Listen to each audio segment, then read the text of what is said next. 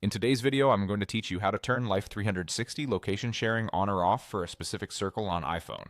By the end, you'll know exactly where to go in the app, what each option means, and how to make sure the right people can or can't see your location based on your preferences.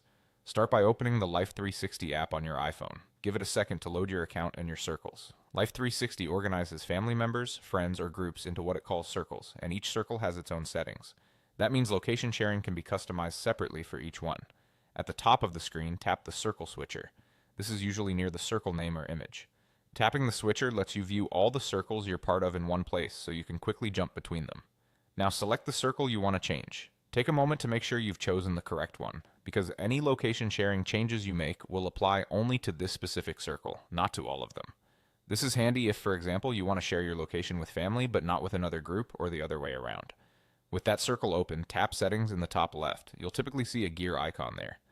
The Settings area is where Life 360 keeps all the controls related to your account, your device, and your circle level preferences.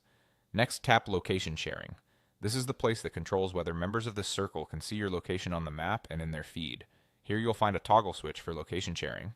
Turn it on to allow members of this circle to view your live location and related updates.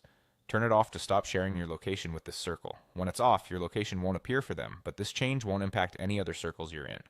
It's circle specific, so you stay in control on a group by group basis.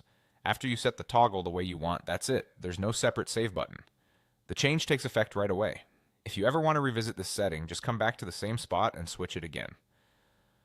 A quick reminder, location sharing can be important for safety features and check-ins, so choose the setting that fits your needs and your comfort level.